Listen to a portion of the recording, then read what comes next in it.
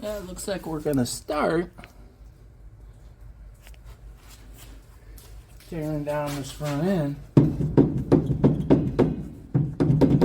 Because that, my friend, is kingpins. This one has a little bit of play in it. Not as bad as the other side, but as you can see, still bad. And it doesn't make sense to do one and not do the other. They come in a kit.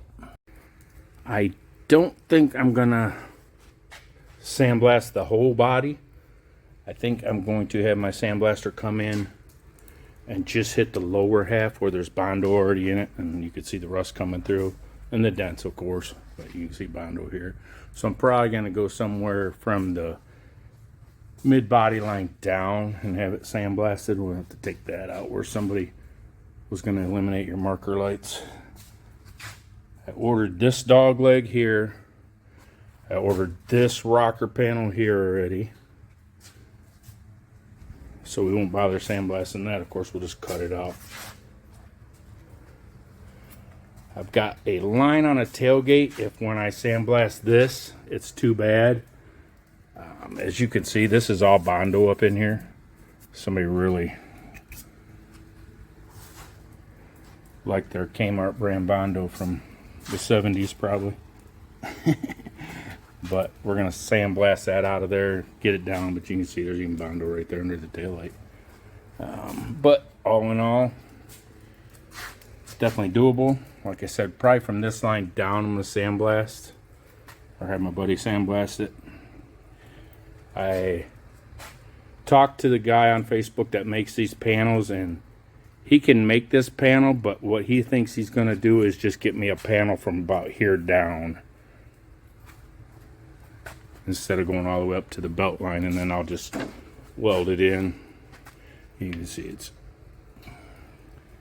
not too shabby at that point. But there you go, Mr. Rob.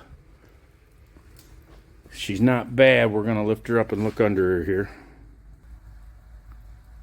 Don't be scared.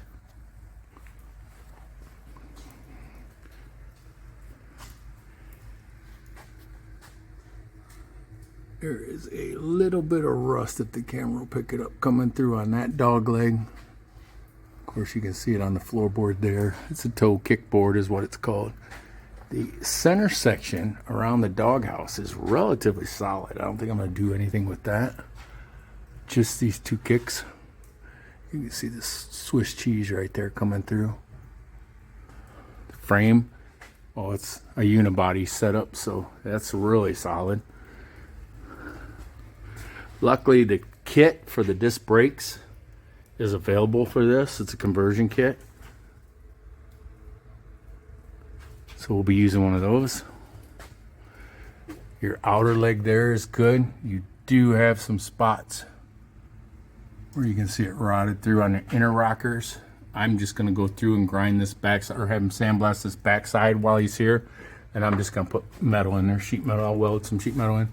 Now you have one spot here at this mount that rotted through in the bed, and then the very front right there rotted through. It looks like maybe somebody put a battery in here and the battery acid ate through it, because it's a perfect square.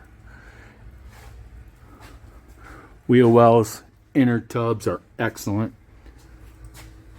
The frame back here is perfect, nothing wrong with it. A little bit of Bondo in this lower panel there and behind the bumper, but not too bad. We'll grind it all out. As you can see, very impressed with this Western climate car. This side only has the little spot back there. I don't think I'm gonna have to mess with this inner rocker too much. Same with the floorboard out there. It's pretty solid. Now, this tiny rear end, most people go with an Explorer 8.8. I don't know if you can see if it's picking it up, but that's like a 1.5-inch drive shaft. That's not going to cut it if you're going to pull any kind of camper, especially since we're going to go a V8 and automatic trans. We might as well upgrade the drive shaft and the rear end. It's not that much money, and like I said, the Explorer 8.8 bolts right in there, and it is a disc brake rear end. So that's what I put in my Dodge, and it worked pretty good. So there you go. There's your first view of the underneath side. A lot better than I thought. and I am very impressed. Little inside view of the floor. Now you can see the center section's solid. There is a small hole back there. But man, this thing is relatively in great shape. She's stripped. Saved you a lot of money because there's not much I have to tear apart.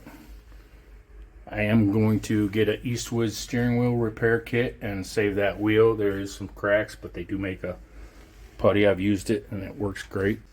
Yeah, first thing first, we're going to yank that doghouse, yank these doors off, get them out of our way. Get the engine and trans out. Get rid of that paperweight or boat anchor or whatever you want to call them. And go from there.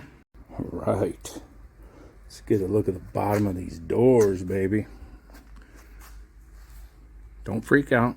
That is just surface rust. I even tapped on it with a screwdriver. There is no rot. Just a little bit of surface rust on both of them. So no panels needed here. There's a little bubble on the outside of this one right here on the front. Right around the weep plug where you see it right there. I'm just going to grind it down, and if it needs a piece of metal, I'll weld a piece in there, but that's on the outside. These things are beautiful. Definitely savable. All right, there's the boat anchor. Got the doghouse off. As you can see, that floor and that lip is in really good shape, no problem. Don't worry about this. We're going to yank all this old electrical system out of here. Most of the wiring's gone anyway. There's only a little bit underneath it running to the taillights.